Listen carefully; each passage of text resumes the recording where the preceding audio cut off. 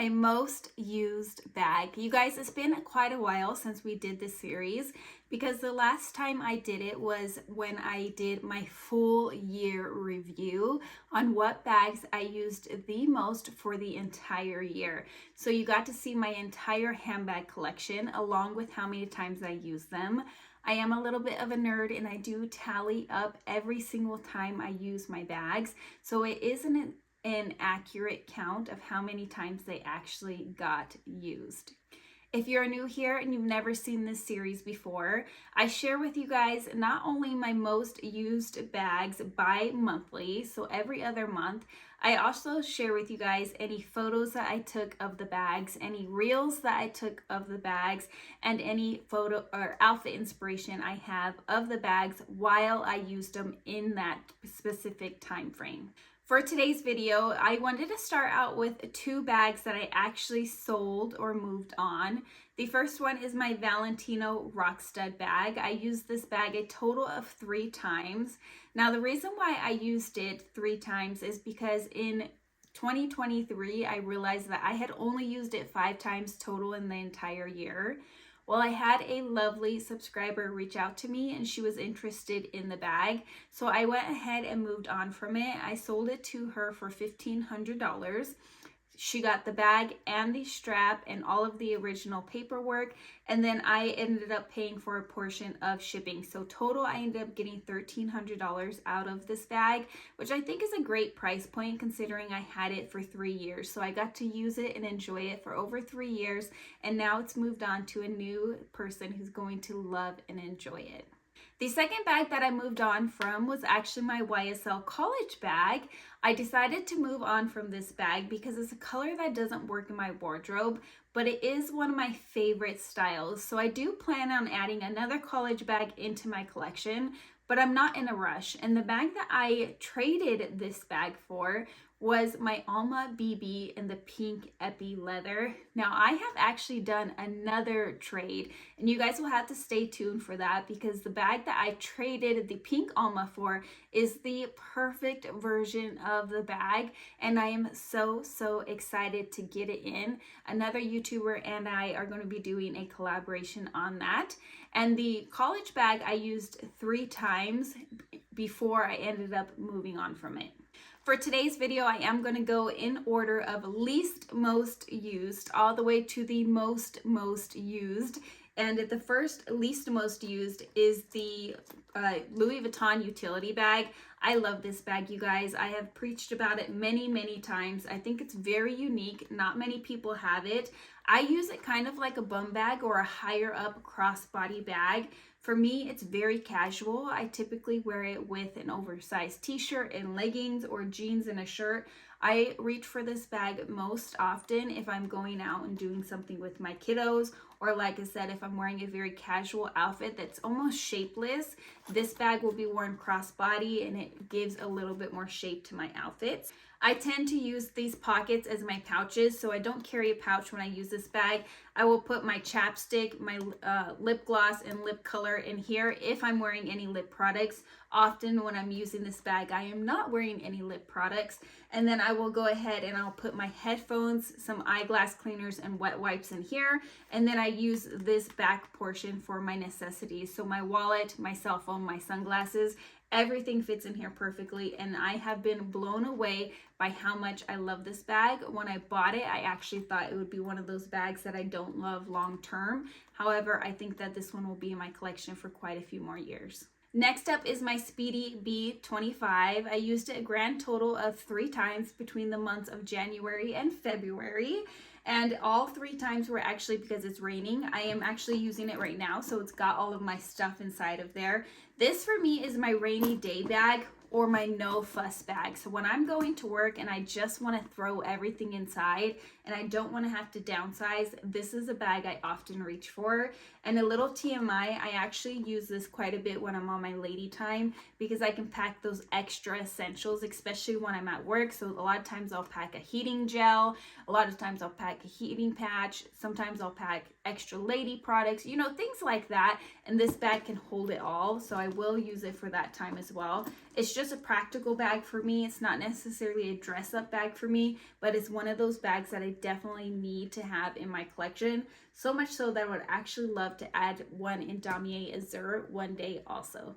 Next up is my Vavin PM bag. You guys, this is another bag that I use when I want a no fuss bag, but this one's a little bit more dressier. So if I want to be dressed up slightly, I will reach for this one. I have been considering selling this one just because I don't reach for it often enough. So if anybody's interested in it, let me know. It's still in my consideration category. It's not I'm going to, and it's not I'm not going to. This is my first ever luxury handbag that I ever had in my collection, and I really, really love it. My husband got it for me for our wedding anniversary. You can see it's got plenty of space inside of there. It's just a good all-around bag to have, especially if you wear a lot of browns and neutrals.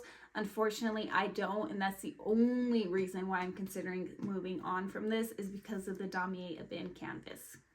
Next up is my Louis Vuitton mini Dauphine. I love this bag. I love the richness of the colors. I love the shape of it. This is a bag that I see myself moving on from eventually. Not now. I love it at this period of time in my life, but it's one of those bags that I have to work at to make it work in my wardrobe. And those bags I tend to move on after a couple years of use. I've had this bag for about a year now. I'm still loving it. It is a smaller bag, so you can't fit everything and the kitchen and sink inside of here, but you can easily fit all of your everyday essentials. Again, it's just the colors that don't work out for my color palette, but I just love it for now. So for now, I make it work, and I really, really am enjoying it. This strap I got from Next Fashion, I believe it's what it's called. It's very sturdy. It's very substantial feeling, so I will have them linked down below in case you're interested in adding any straps to your collection. Next up is my Jodie bag. You guys, this is one of my favorites. I think that this will be a forever bag for me. Now, the reason why I'm talking about whether or not they're going to be forever bags or bags that I am selling are for two reasons. One, I don't want to give you guys the same spiel about these bags in every single video in this series. So I decided to switch it up a little bit and just tell you guys whether or not I feel like they will be forever bags. And two, I have been curating my collection lately. So I have been having those thoughts of what bags really work for me and which ones don't. This one works for me. I love it. It's easy to use. It's the perfect color. I love the slouch. I love the hobo vibes. It really works with a lot of my clothing, and I can't say enough good things about it. This is one of those bags I definitely could see myself adding another one. I'm considering the teen size. Now, it won't be this year because this year I have my bags pretty planned out, and I am slowing down on my bag purchases, but this is a great bag to have in your collection. If you are on the fence about it, just go ahead and go for it. It took me a year or two to finally bite the bullet and buy this bag, but now that I have it, I am so glad that I do. I used this bag, the Jodie, a grand total of 4 times.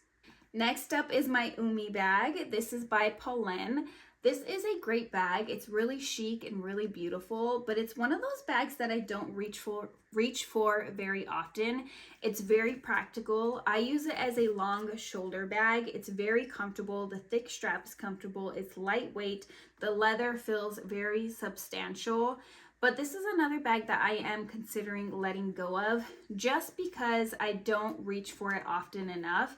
If you guys know me, if you know my style, then it probably makes sense to you guys as to why this would be on the chopping block.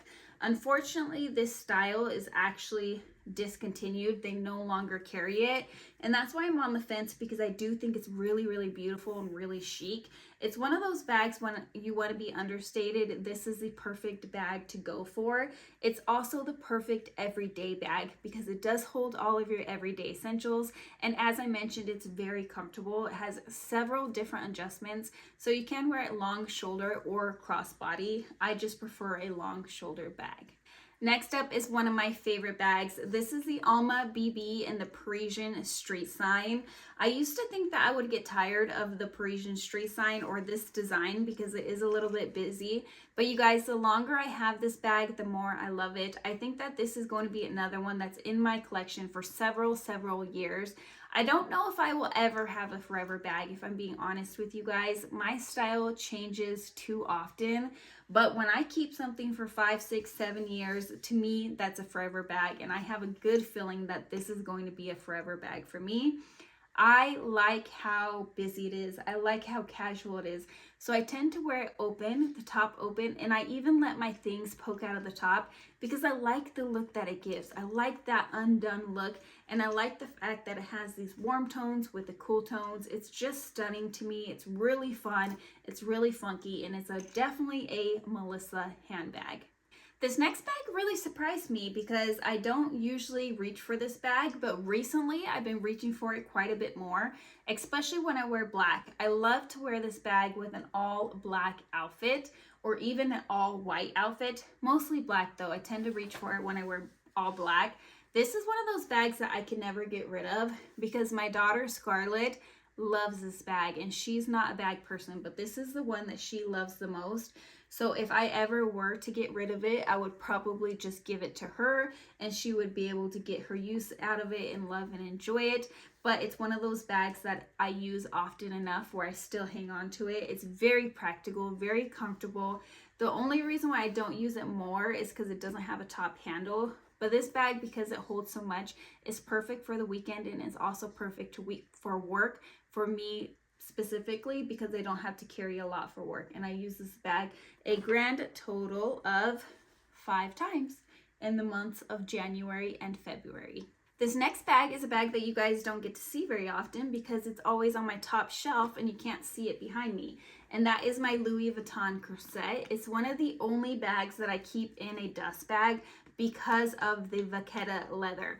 I actually saw a reel that I posted of this bag when I first got it, and I realized that the vachetta is getting darker. So I started putting this one in a dust bag as well, but I just started doing that this week. This one I have always kept in a dust bag. My bag shelf is facing a window, and I know they tell you not to do it, but it's the only space that I have. So I do try to keep my curtains shut, but I'm not always successful at that. So I decided to keep this in a dust bag and then I turn it backwards towards the window. So that is how I store it. It's one of my favorites, so I take a little bit extra care with it. I love the canvas here. Somebody asked me recently if it's yellowing. I haven't seen it yellowing, but one thing I want to point out, because I didn't know this when I first got this bag, is the little squares on here. From a distance, they look like they are white and gray. They are not. This little square is tan and white. It has like little lines of tan and white. This little square is a navy blue and white. I will do a close-up and share that with you guys. Let me see. Hopefully you guys will be able to see that. Let's do the back. So I take a little bit extra care. This bag is just the perfect size for me. It's perfect for weekend. I can wear it for work as well. I love the top handle. That's the main reason why I love this bag so much. My hand slips right in there so easily. I can also grab it very easily. It's not too big. It's not too small. I just really love it. And I used my Crossette a grand total of 7 times. I'm sorry, you guys, I jumped the bullet. I have one other bag to share with you guys, but this was my most used bag in the month of January and February, and I have one more that I used 1 time less than this one. Okay, next up is my mini Alexa. This is my newest handbag to my collection. I unboxed it. I filmed the unboxing mid-February, and I used this bag 6 times after that, so I used it quite a bit. Now, the reason why I'm so drawn to the mini Alexa is because it's very similar in size and stature to the Crossette. It has the top handle, it has kind of the same shape going on, it's got the flap closure, and I know how much I love this bag, but unfortunately it doesn't come in leather, so I felt like this is the next best option. It's also a very, very good price point. This bag retails for $12.50, and if you buy it off of the Mulberry website, they don't charge you shipping and they don't charge you tax. So it's $12.50 out the door. I felt like that was a very good price point. I did notice from the matte leather that I was actually getting some dirt on this bag where I was wearing it. So I did opt to spray it with Carbon Pro, and ever since I sprayed it with Carbon Pro, I feel like it has stayed clean. So that is something I recommend doing if you guys are comfortable with it, and if you guys get a lighter color bag and a matte leather, spraying it with Carbon Pro will just protect it from some stainage.